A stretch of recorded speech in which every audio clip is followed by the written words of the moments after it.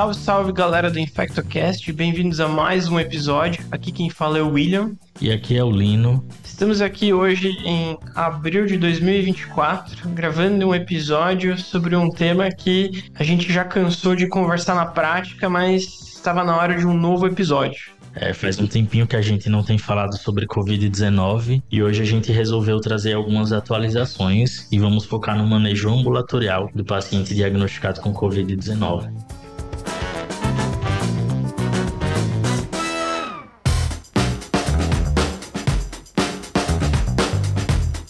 Só para recapitalizar, hoje em abril de 2024, a gente já passou por muita coisa. Lembrando que o primeiro caso de Covid foi registrado na China em dezembro de 2019, ou mais ou menos naquela época. Lembro que 31 de 2019 que eles soltaram a primeira publicação de risco na mídia, e a gente começou a ter os casos ali em fevereiro, março de 2020 no Brasil, e desde lá muita coisa aconteceu. Para quem, na época estava na faculdade ou se formou agora recentemente, não passou por tudo que aconteceu, mas a gente passou em 2020, principalmente 2021 e 2022, uma pandemia, onde a gente teve vários casos de mortalidade, internações, isso impactou de forma não só a saúde, mas tanto a sociedade como um todo, pelas questões de isolamento. Foram tempos difíceis. No mundo, o Brasil foi um dos principais responsáveis pelo grande número de casos e principalmente de óbitos, A gente lembra daquele pesadelo que a gente viveu. Trazendo hoje, o que a gente teve de casos até agora são quase 39 milhões de casos acumulados. E a gente tem falado muito em dengue. Claro que a epidemia de dengue que o Brasil vive agora é indescritível, Coisas que mais de o dobro de casos em relação ao ano passado, mas o número de casos de Covid em abril de 2024 ainda é muito assustador. Na semana epidemiológica 14, que terminou há uma semana atrás, ainda foram registrados cerca de 14 mil casos novos de Covid e um número de óbitos que supera o número de óbitos de dengue nessa semana epidemiológica. Foram 122 casos de óbitos por Covid, então ainda morre muita gente dessa doença que é imunoprevenível. Hoje em dia a gente tem a vacina, a gente vive, felizmente, um impacto muito menor dessa doença respiratória, mas sabemos dos percalços que enfrentamos e temos enfrentado, nos pacientes que não são pró-vacinação, que não se vacinaram.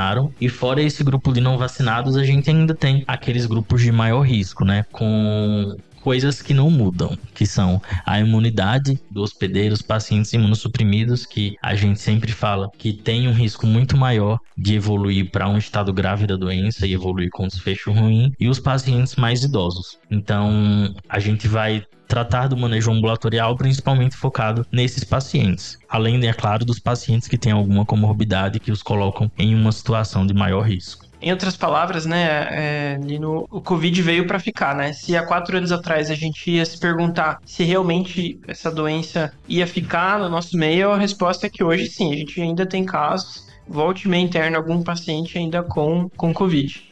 Para quem não conhece a doença, de uma forma bem sucinta, Lino, vou resumir aqui como é a evolução clínica da doença. Então, com o Covid, a gente aprendeu a separar essa doença de duas formas, ou, dois momentos. Primeiro, a gente tem o momento de viremia, então quando você tem a infecção viral, logo nos primeiros dias começam os sintomas, então é uma doença que tem um período de incubação relativamente curto, de 2 a 3 dias em média. O paciente geralmente começa com sintomas gripais de uma forma geral, como febre, tosse, calafrios, mialgia, em outras palavras, sintomas de gripe. Ficou também muito característico a questão da anosmia, ao longo da pandemia, mas de uma forma geral são sintomas gripais. Nesse primeiro momento, o paciente está evoluindo na fase que a gente chama de viremia, ou na fase viral, na fase que você tem um aumento do vírus no organismo do paciente infectado. Num segundo momento, a partir do sétimo dia, em geral, desde o início dos sintomas, a gente tem o que a gente chama de fase inflamatória, no qual o paciente começa a refletir uma inflamação geral, causada por uma fase inicial do vírus, e essa fase inflamatória que leva principalmente uma insuficiência respiratória, ou seja, causa muita lesão em parênquima pulmonar, o que levava à insuficiência respiratória e à SARA, Síndrome de Angústia Respiratória Aguda, que foi o grande, digamos assim, motivo, assim, característica principal da doença. E por causa disso a gente teve muitos pacientes evoluindo em insuficiência respiratória, precisando de terapia com oxigênio, ventilação mecânica, e assim foi. E aí, só contextualizando em relação ao tratamento, né, para separar dessas fases, essa segunda fase que o William falou é a fase da tempestade de citocinas, em que o indivíduo tem uma resposta inflamatória exacerbada, com uma desregulação imune importante e um status pró-trombótico. Então, quando a gente fala do tratamento dos pacientes que já estão nessa fase, os pacientes graves, hospitalizados, a gente discute principalmente sobre medidas anti-inflamatórias, medicamentos imunomoduladores, né, corticoide, antagonistas da IL-6, dentre outros medicamentos que não vão ser o foco desse episódio. A gente vai focar principalmente no tratamento precoce da doença do paciente ambulatorial, em que nós visamos o controle virêmico, reduzir a replicação viral para reduzir a quantidade de sintomas, reduzir os desfechos ruins que esse paciente tem de hospitalização e eventualmente óbito. Então, a gente vai falar hoje basicamente de antivirais que são utilizados para o tratamento do COVID. Mas para a gente chegar até a prescrição do tratamento, a gente tem que lembrar primeiro de fazer o diagnóstico, né? Perfeito, Lina. Eu acho que se uma coisa que facilitou ao longo da pandemia foram que os métodos de diagnóstico eles foram evoluindo. E hoje, qualquer farmácia que você for, você consegue comprar algum método imunocromatográfico, ou seja, algum teste rápido, que você consegue, baseado nas instruções do próprio exame ali na caixinha do remédio, fazer o autoteste. Existem outras formas também que você pode fazer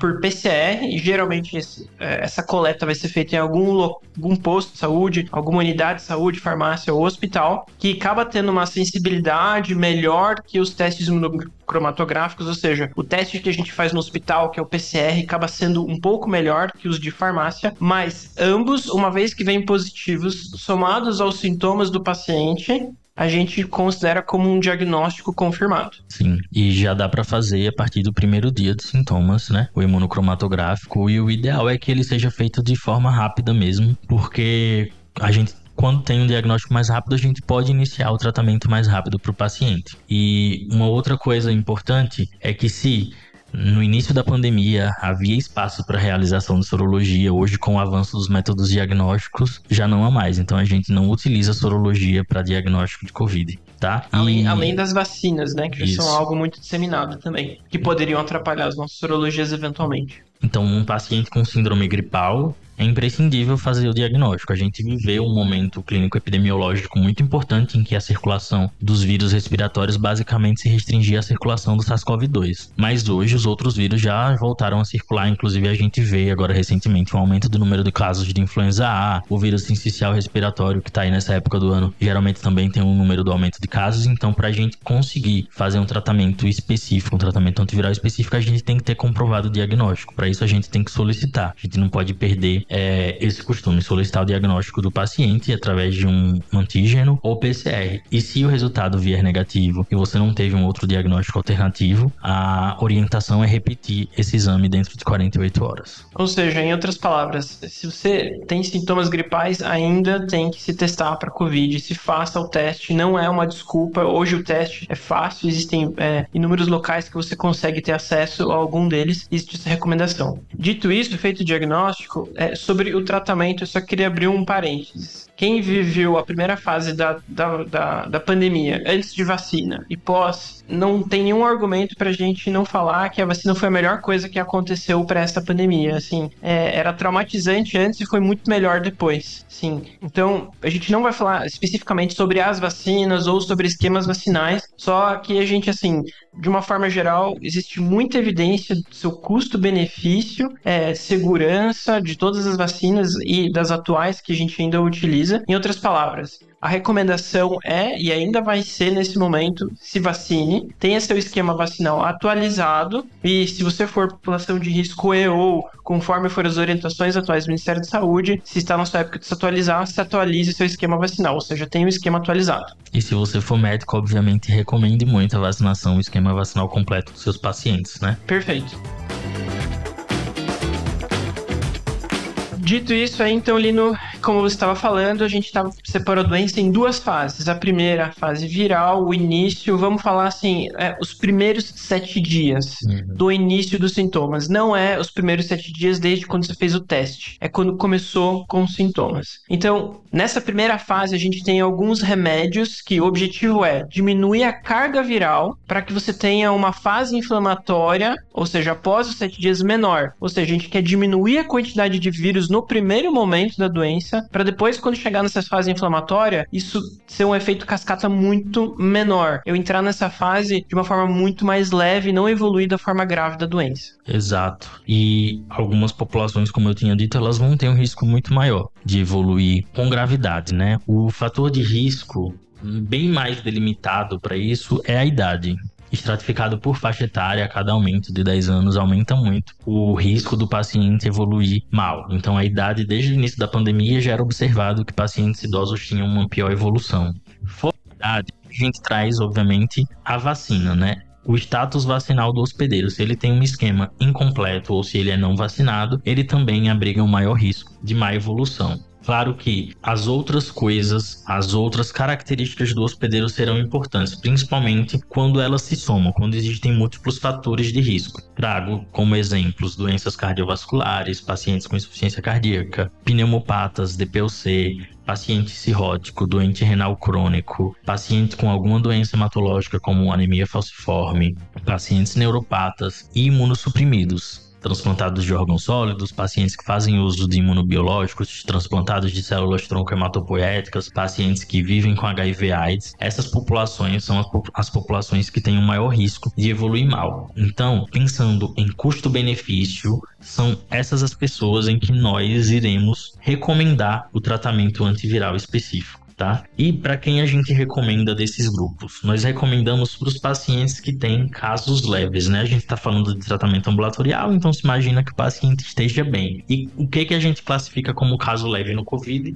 é basicamente o paciente que não tem hipóxia, que não tem dispneia, tá? Então, para esses pacientes que estão ali no início dos sintomas, você confirmou com COVID e ele tem alguma característica que lhe possibilite uma má evolução clínica, o tratamento antiviral estará indicado. Para quem acho que não está acostumado com os pacientes COVID, eles são uma caixinha de surpresa. Então, a gente às vezes no começo dos sintomas olhava para os pacientes, não via todo um fator de risco e depois mais para frente eles evoluíam em piora. E é isso que a gente quer evitar. E é isso que o Lino falou dos fatores de risco, que tem que ter muito em mente quando você está avaliando um paciente nos primeiros 7 dias do sintoma com teste positivo. Infelizmente, a gente não tem nenhuma ferramenta clínica ainda, alguma score que a gente faça e pontuar esses pacientes têm bem validado, pelo menos, né, um risco maior de evoluir. Mas a gente conhece que através desses fatores de risco, a chance será maior. Dito isso, então, exemplo prático. Chegou um paciente para mim, paciente, nesse primeiro momento, eu confirmei COVID para ele. Eu olhei para ele tem fatores de risco, vamos supor que é um paciente com mais de 65 anos, com risco cardiovascular e obeso. É um paciente que está antes dos 5 dias do início dos sintomas, um dos primeiros antivirais que a gente já tem disponíveis para esses pacientes, que seria um tratamento via comprimido, é o Nilmartrevir/ritonavir. Isso. Paxlovid, se a gente permite aqui falar o nome comercial, né? Mas a gente vai chamar de Nirmatrelvir/ritonavir, que é um inibidor da protease. Ele inibe a protease SARS-CoV-2-3-CL do vírus SARS-CoV-2, né? Que é uma enzima que é necessária para a replicação viral. O Nirmatrelvir faz essa inibição e o ritonavir, semelhante na terapia antirretroviral, ele vai funcionar como um booster que diminui a metabolização do Nirmatrelvir para que ele permaneça ativo no corpo humano por um maior tempo e em maiores concentrações. E essa combinação de antivirais começou a ser testada em pacientes não vacinados lá para o início de 2021, no auge da pandemia, que ela começou a ser experimentada e a gente teve resultados positivos que a gente vai falar hoje. Já também temos alguns estudos em populações vacinadas que mostrou a eficácia do Paxlovid.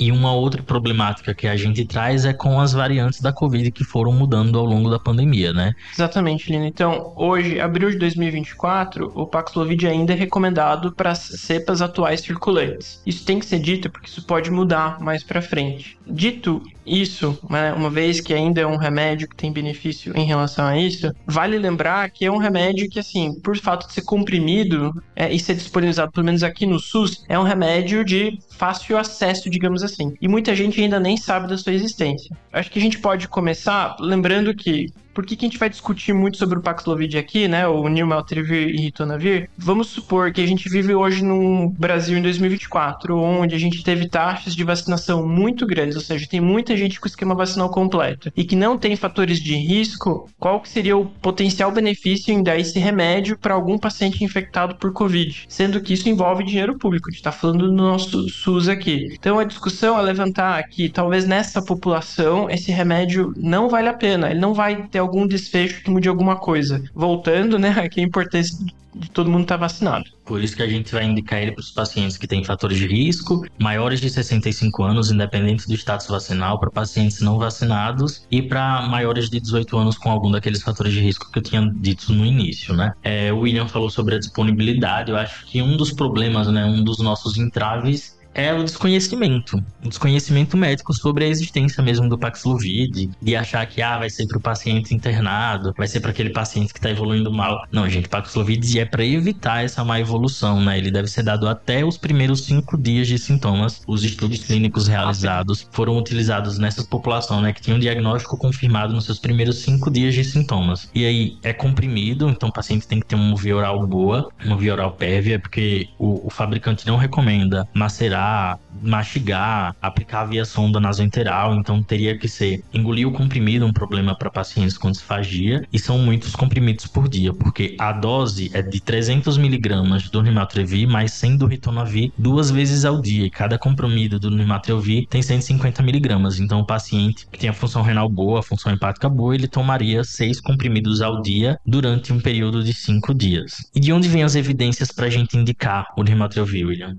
Um dos primeiros estudos que viu benefício do Paxlovid foi um estudo que foi publicado no New England, né, que é um estudo que ele comparou Nirmatrelvir com Ritonavir versus placebo. Esse primeiro estudo é o estudo chamado EPIC. Ele viu o benefício, teve diminuição de risco geral em 88,9% em relação ao placebo. Teve também diminuição da hospitalidade e diminuição da mortalidade. Então foi um estudo que demonstrou um excelente benefício da droga. Só teve uma grande crítica, né, que a gente traz para os dias de hoje. Naquela época, quando esse estudo foi feito, a população era uma população não vacinada, mas assim, lembrando que, assim, na época, assim, não fazia o menor sentido você querer colocar essa população no seu estudo. E também vale lembrar que, assim, como a gente salientou aqui, o início do tratamento era nos primeiros dias do início dos sintomas. Então, a maioria da população tomava antes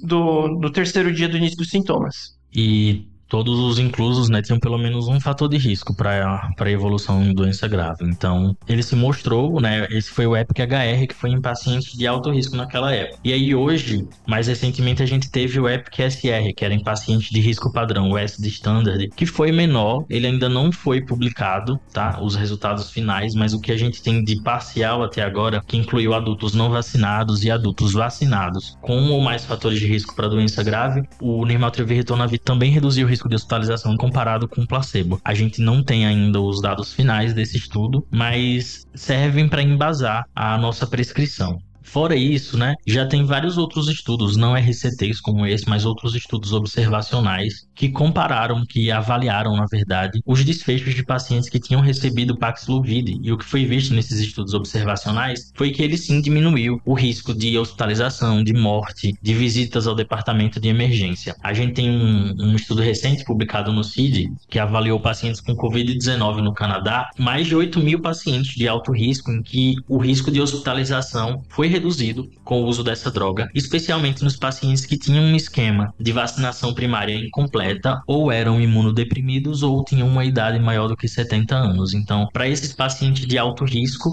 já é muito bem demonstrado que o Paxlovid faz bastante diferença. Então, por isso a indicação nesses casos. A gente não vai indicar para o paciente que está assintomático, para o paciente que não tem um risco de evolução desfavorável, mas sim nesses casos, até porque o Paxlovid, sendo um inibidor de protease, tem várias interações medicamentosas que a gente vai falar aqui, e não é uma droga isenta de riscos, claro. dentre as interações medicamentosas, que eu acho que é um dos grandes problemas que a gente esbarra para a prescrição do Paxlovid, né, William?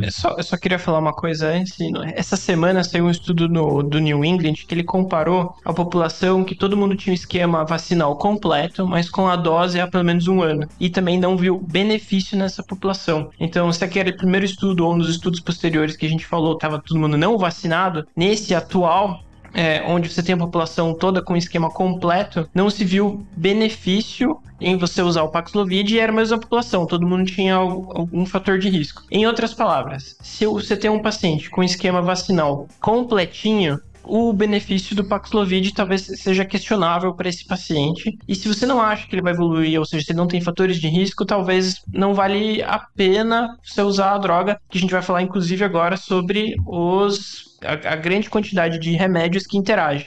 Só que uma questão, né? A gente tem mais estudos pró do que estudos contra. Então eu acho que até a gente sair desse campo nebuloso, o Covid é uma doença recente, então o que a gente tem de evidência científica, ainda a gente tem muita evidência científica do que não fazer, mas do que fazer, algumas coisas ainda são um pouco nebulosas. Então acho que vale a pena a prescrição até a gente ter dados mais sólidos na literatura acerca disso. Inclusive, a gente tem recomendação internacional da prescrição, né, do NIH, do CDC, o Ministério da Saúde também recomenda. Então, eu acho que vai bem da escolha da população, né? Das indicações bem feitas e qual população vai receber o medicamento. Inclusive, Lino, assim, para quem já prescreveu o Paxlovid via SUS, até pouco tempo atrás, o governo dava um formulário que você tinha que preencher esse formulário e o paciente tinha que se necessariamente encaixar em algum grupo de risco, ou seja, tinha que ser necessariamente um adulto, né, um paciente acima de 18 anos com algum fator de risco, alguma imunossupressão, ou acima de 65 anos. Uma vez dito isso, o paciente tinha que ter o exame para COVID positivo, ou seja, o laudo ali confirmando que ele tinha COVID, que ele estava até no início dos primeiros 5 dias dos sintomas, e a prescrição médica. Teve recentemente uma portaria que falou que agora, nesse momento no Brasil, você não precisa mais prescrever isso. Acho que tem uns 2-3 meses, ou seja, mais ou menos desde março de 2024 em diante, o médico que vai assumir que o paciente está nos primeiros 5 dias dos sintomas, ele tem fator de risco e ele tem condições de tomar o remédio sem outras interações ou riscos relacionados a ele. Ou seja, não precisa aquele formulário, não precisa comprovar, é só entregar a receita, o paciente achar um lugar que tem a medicação no SUS e ir lá buscar. E a gente falou dessas indicações, né? Mas também temos contraindicações. Uma das mais discutidas na literatura é pacientes com doença renal crônica, né? Quando o paciente tem um clearance e a taxa de filtração glomerular até 30, dá para prescrever o Paxlovid. Entre 30 e 60 vai ser necessário fazer a correção da dose, né? Reduz pela metade a dose do Rimatrelvir. E acima de 60, a dose é padrão. O fabricante não recomenda em bula a prescrição para pacientes com clearance menor que 30. Só que já tem alguns estudos observacionais que avaliaram a eficácia e segurança e parece que se mantém mesmo nesses pacientes com a correção adequada da dose para função renal.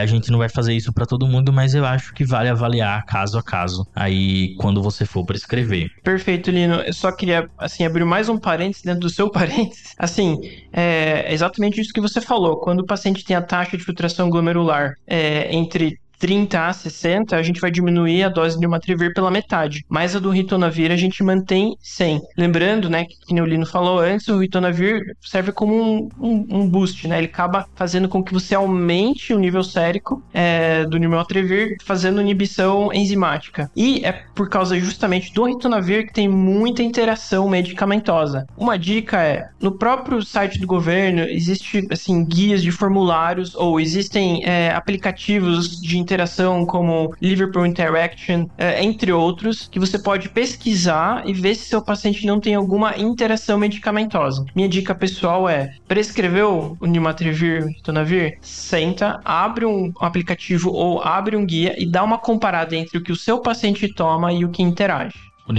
O ritonavir, na verdade, ele é um inibidor do CYP3A, então ele aumenta muito o nível sérico de algumas drogas, né? Por exemplo, aumenta o nível de alguns anticoagulantes orais, como a pixabana e a rivaroxabana, aumenta o nível de estatinas, então em alguns casos a gente tem estratégias para conseguir prescrever para o paciente. Por exemplo, se ele está usando atorvastatina ou simvastatina, a gente pode ou reduzir a dose para 10 miligramas, por exemplo, da atorvastatina, ou tirar por um período, pelo período que o paciente está usando o Rimatrevir até 5 dias depois, e aí depois o paciente retorna. Só que tem algumas medicações em que a gente não pode fazer isso, porque a janela terapêutica, a segurança seria muito baixa. Por exemplo, com a amiodarona, a gente não pode fazer isso. Com alguns quimioterápicos, a gente também não pode fazer Clopidogrel. isso. O que contraindicaria, de fato, o uso do antiviral, a não ser que o outro medicamento que o paciente esteja usando não seja indispensável, né? Fora isso, também tem as indicações com os fármacos que diminuem a concentração do Rimatrevir e ritonavir. Por exemplo, carbamazepina, fenitoína, rifampicina. Nesses casos não dá para prescrever porque o nível sérico do antiviral vai ficar muito baixo e a gente pode tanto induzir resistência do vírus quanto ter falha clínica porque você não atingiu um nível sérico suficiente. Então, sempre ao prescrever, checa se o paciente não tem alguma interação farmacológica importante que contraindique o uso. Vou dar um highlights aqui, talvez dos que eu considere alguns medicamentos que a gente utiliza muito e que não dá para prescrever concomitantemente. Boa. Então, por exemplo, amiodarona e clopidogrel. Outros medicamentos que a gente usa para hipertensão pulmonar, como tadalafila ou sildenafila, também são medicamentos que a gente acaba usando muito na prática clínica. Carbamazepina, fenobarbital, fenitoína, anticonvulsivantes, também são medicamentos que, infelizmente, não vai dar para usar de forma concomitante. Isso. Existem outros que o governo até coloca como talvez você possa correr o risco em paralelo, que dentre as highlights que eu vou colocar aqui, atorvastatina, rosuvastatina, clonazepam, diazepam, rivaroxabana e, que nem o Lino falou, outros medicamentos aí dá para você monitorizar, que são vários. E para quem trabalha com paciente imunodeprimido e está ouvindo a gente, atenção também para os inibidores da calcineurina e os inibidores da mTOR, né? O ritonavir aumenta muito o nível do tacrolimus, levando até casos de intoxicação. Então, se você for prescrever, precisa de uma monitorização estreita dos níveis séricos do tacrolimus, porque tem um risco do paciente ter algum desfecho clínico ruim por conta disso. Perfeito.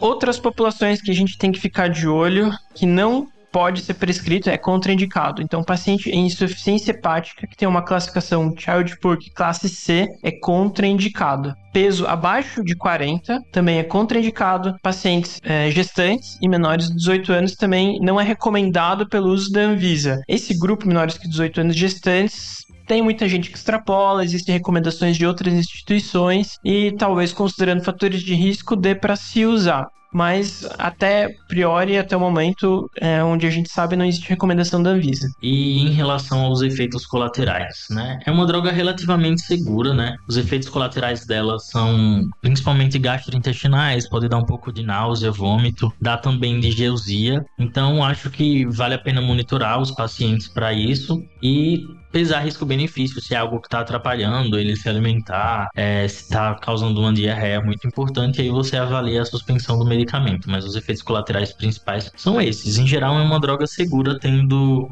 em conta essas outras coisas que a gente comentou.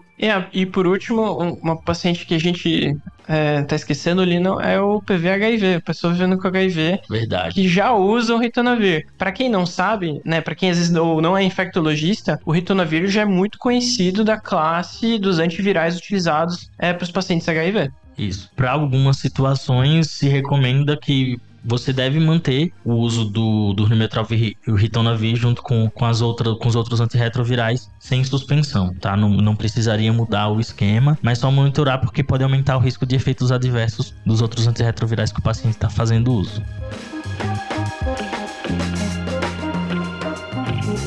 Fazendo um pegado geral, assim, Lino, acho que algumas coisas a gente pode resumir aqui do Rimatrevir e ritonavir. Primeiro, veja se seu paciente vai ter benefício, se está nos primeiros dias do início dos sintomas. Passados 5 dias não há mais benefício, não insista.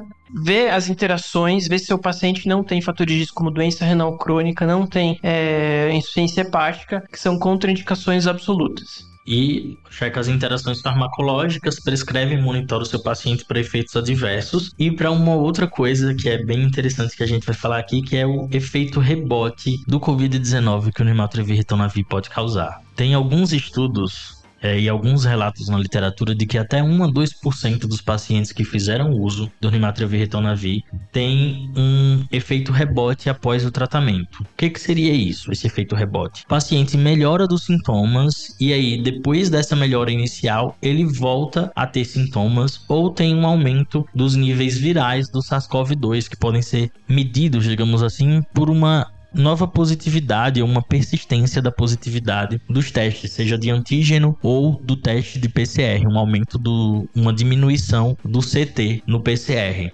Isso impede a prescrição do Nirmatrelvir Ritonavir? Não, porque em geral não tem descrito na literatura casos graves, casos que evoluíram mal por essa persistência do sintoma. Em geral, são sintomas de resfriado que duram um pouco mais, tá? Tem um problema, claro, de o paciente ficar com esse viral shedding aí, ficar com essa disseminação viral um pouco prolongada, que poderia aumentar, que aumenta, na verdade, a cadeia de transmissão, mas não é um efeito comumente relatado na literatura. Então, a princípio, só vale a monitorização. Até porque se o paciente evoluir grave, ele vai ficar com o vírus ali disseminando da mesma forma, né? Então, não, nada justifica, mas é importante os pacientes saberem. Dito isso do Nirmatrelvir Ritonavir, existe uma outra droga, de certa forma, parecida, que ainda carece um pouco, talvez, de evidências pra gente, talvez, recomendar aqui com maiores evidências, que é o Molnupiravir. É um remédio que também a gente vai usar no início dos sintomas, tem as recomendações e indicações muito parecidas com o Nirmatrelvir Ritonavir, e tem a vantagem de não ter tanta interação.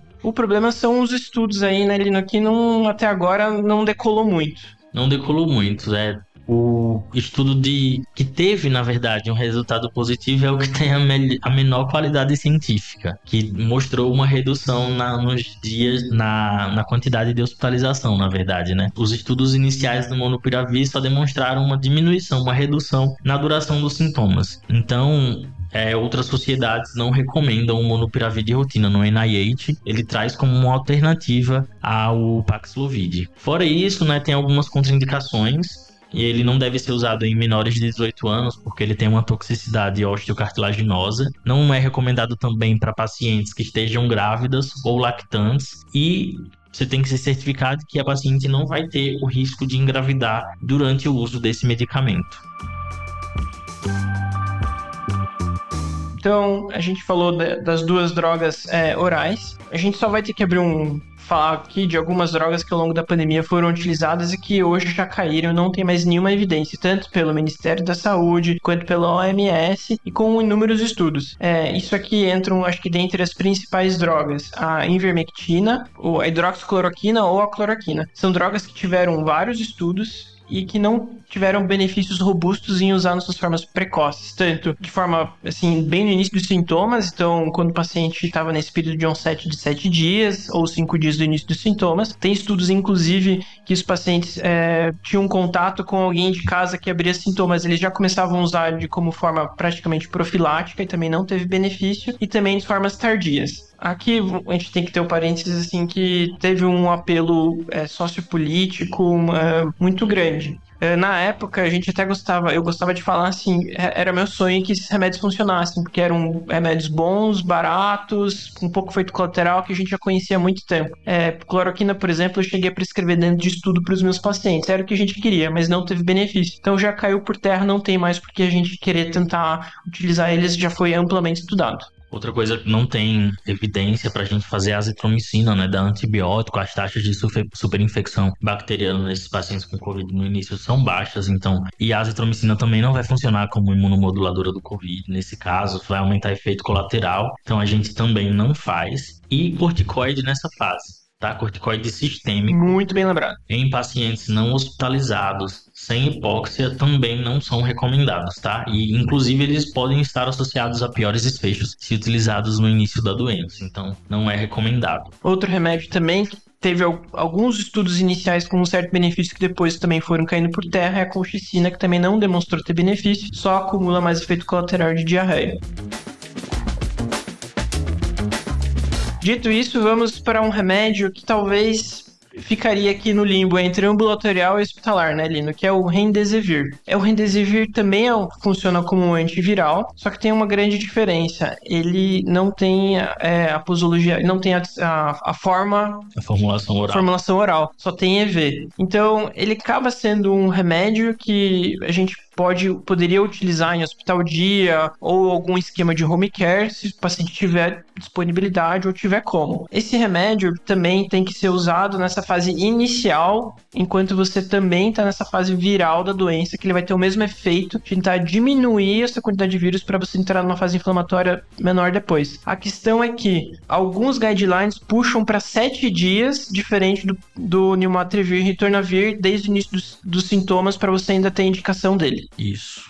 Um antiviral, como o William falou, ele inibe a polimerase RNA. Ele é um análogo de nucleotídeo inibidor da polimerase do SARS-CoV-2. E aí ele tem essas duas modalidades de tratamento, né? Ele vai poder ser utilizado até 7 dias para pacientes ambulatoriais com sintomas leves, com o intuito de prevenir a evolução para formas graves, mas também ele é utilizado para casos graves, em que o paciente foi hospitalizado. Só que os esquemas, a posologia e a administração do Remdesivir são feitos de forma diferente. Nesse caso aí, no caso que a gente está tratando aqui do paciente ambulatorial, ele é administrado por 3 dias, com uma dose de 200mg no primeiro dia, seguido de 100mg dia, no dia 2 e no dia 3. Ou seja, faz uma dose de ataque para depois uma dose menor. Exato. E tem estudos, né, que mostraram a eficácia do Remdesivir em diminuir o desfecho combinado de hospitalização e de morte, menor do que com o Nirmatrelvir e Ritonavir, uma redução aí de 87%, mas ainda assim muito importante. A questão que se repete aqui é a população em que ele foi estudado, né? Ele foi estudado em pacientes não vacinados, lá para o início da pandemia, mais ou menos. Hoje talvez esse cenário seja diferente. A gente tem um outro estudo, né, que comparou o Remdesivir versus placebo em pacientes com Covid, um estudo mais recente. Mas uma coisa que me incomoda desse estudo do Pinetree é que em nenhum dos braços houve morte, né? Então fica meio assim... Ele até foi desenhado, né? Diminuiu a hospitalização, diminuiu o tempo de hospitalização, mas fica esse questionamento. Mas também é uma droga segura, né? Alguns efeitos colaterais podem ocorrer, tipo náuseas, hipotensão, reação de hipersensibilidade. Por isso que se recomenda que ele seja administrado num local onde você possa atuar contra anafilaxia, caso ocorra. E acho que a gente cai muito no empecilho do preço, né? Que ainda é uma droga cara. Nem todos os pacientes vão conseguir ter acesso ao Remdesivir. Na prática clínica, a sensação que eu tenho é que ele acaba sendo um remédio bom para os pacientes que já estão hospitalizados, então às vezes já estão graves, já estão alguma imunossupressão, geralmente já vão ter alguma outra interação, acaba sendo um bom remédio nessas situações. Eu na minha prática clínica já usei, é lógico que, né, o meu N não tem nada de científico, mas todos os casos os pacientes depois do remédio evoluíram bem. Então, a princípio, precisa mais estudos, mas ainda existe uma recomendação e se você tiver a droga à disposição, a gente recomenda que use. Isso. E tem um estudo de fase 3, salvo engano, que está testando a formulação oral do Remdesivir e aparentemente os resultados preliminares mostraram bons resultados em termos de recuperação clínica comparado com o Nirmatrelvir e Ritonavir. Vamos aguardar aí as cenas dos próximos capítulos. E, mais uma vez salientando, né, acho que lá no início da pandemia, quando tiveram alguns primeiros estudos, o Remdesivir não teve benefício em fases tardias. Então, pacientes que estão em já necessidade de oxigênio, mas antes do 7º dia a gente ainda recomenda, mas depois disso já não teria benefício. Coisa que ao longo do uso dos estudos e do entendimento do coronavírus a gente foi entendendo um pouco melhor. Então tem um pouco disso nos estudos, ao meu ver. À medida que a gente vai fazendo os estudos, vai entendendo, vai vendo o momento certo para usar cada medicamento. Outros remédios como anticorpo monoclonal, foi muito pouco utilizado aqui no Brasil. Já, o próprio fabricante já não recomenda mais que use, porque eles não trazem mais benefício em relação às cepas atuais circulantes. Então acho que nem vale a pena comentar, assim, de forma mais profunda. Só é interessante a galera saber que existia, que foi usado, que ele tinha um benefício principalmente em quem era paciente muito imunossuprimido e que de alguma forma ia manter essa imunossupressão. Em outras palavras, você dava anticorpo monoclonal pro cara que mesmo que você vacinasse, ele não ia fazer imunidade. num primeiro momento eles tinham seu benefício, mas hoje você já nem consegue mais, já não existe recomendação. É um grande problema do anticorpo monoclonal, né?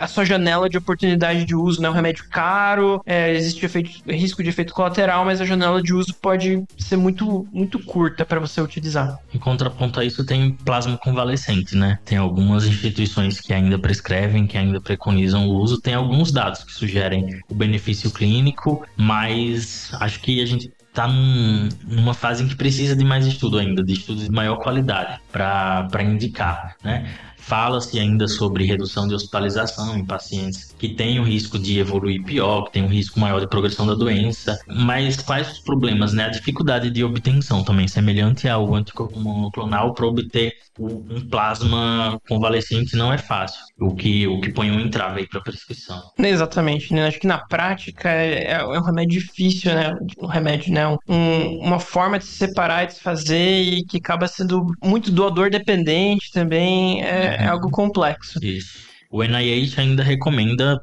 como alternativa para pacientes imunossuprimidos que porventura não possam utilizar alguma outra droga, né?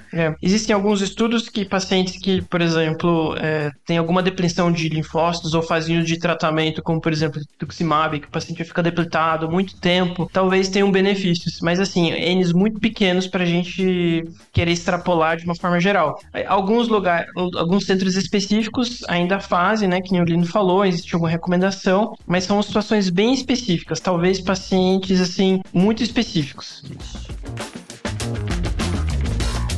Então, só um recap das indicações e do que a gente tem disponível, né? Então, a gente vai indicar essas terapias antivirais específicas para os pacientes que estão nos primeiros dias de sintomas, 5 dias para o Paxlovid e 7 dias para o Remdesivir, que tem um risco de evolução desfavorável. Quais são esses pacientes? Os pacientes imunossuprimidos, né? Independente da idade. Os pacientes maiores de 65 anos, independente também de ter algum outro fator de risco. E os pacientes que têm menos de 65 anos, mas têm alguma daquelas comorbidades que põem um sinal de alerta nele, né? Seja uma pneumopatia, uma cardiopatia, uma doença renal crônica. Então, para esses pacientes está indicado fazer terapia antiviral. A gente não vai fazer para paciente assintomático, para paciente jovem, para paciente saudável vacinado. Nesses casos, não. As indicações são aquelas que eu comentei agora. E as drogas que a gente tem disponível. Todas as drogas disponíveis que a gente tem no Sistema Único de Saúde, a gente tem o Nimaltrivir e Ritonavir. Existe o Remdesivir, você consegue, não é difícil conseguir, porém, na maioria dos locais que você vai conseguir, ou vai ter que ser particular,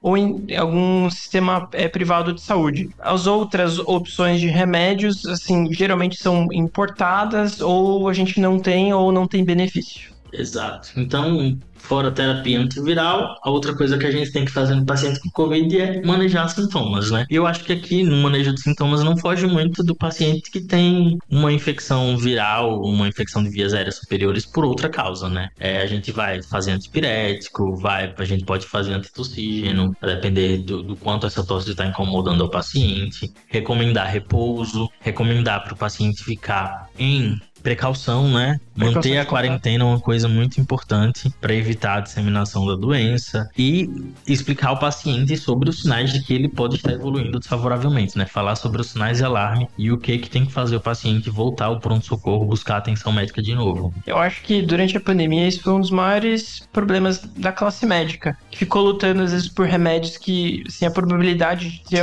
algum benefício era pouco, sendo que às vezes o que o paciente precisava era de alguém ali que ia acompanhando ele, nem que fosse por telefone, explicando essas questões, esses fatores de risco, explicando que é uma doença com 2 fases, que a piora poderia ser tardia, para o paciente entender o melhor momento de buscar novamente um serviço de saúde. Mas hoje, em 2024, de novo fica aqui a mensagem: se vacine. E se, por acaso, for uma população de risco e está no início de sintomas, está com sintomas de Covid, peça o exame. Se vier positivo, veja se não cabe para o seu paciente ou para quem você estiver acompanhando os antivirais nessa fase inicial. Exato, acho que era isso que a gente tinha para falar. Em breve a gente grava um episódio falando sobre o manejo do paciente hospitalizado. Que daí entra corticoide, inibidor de interleucina 6, inibidor de JAK. É o paciente que já está internado, já está precisando de oxigênio, o manejo muda um pouco aí. É isso aí, galera. Muito obrigado. Até a próxima. Falou.